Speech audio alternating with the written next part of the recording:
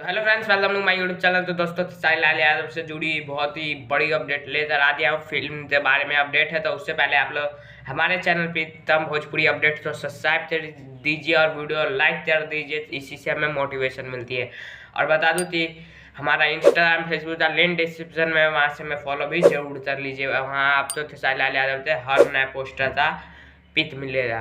तो बता दो जैसे साहिल लाल यादव जी का एक फिल्म दिखाया जा रहा है भोजपुरी सिनेमा टीवी चैनल पर, जिस फिल्म का नाम है नागदेव। जी हाँ दोस्तों, आज ही इसे वर्ल्ड टेलीविजन प्रीमियर किया जाएगा भोजपुरी सिनेमा के टीवी चैनल पर। साहिल लाल यादव, काजल राघवानी, एक जबरदस्त फिल्म है और इसमें अवधेश मिश्रा का भी एकदम कमाल का रोल है और फिल्म का नाम है नागदेव।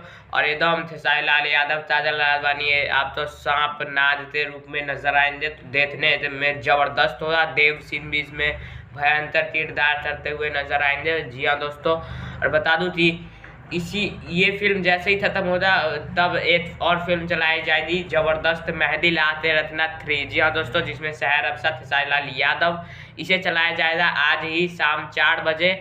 और नागदेव तो चलाया जाएगा आज दोपहर में 1 बजे। जी हाँ दोस्तों, तो दोनों फिल्म तो लगातार देती है और 10 घंटे आराम से टीवी देती है और फुल एंजॉय कीजिए। जय हिंद।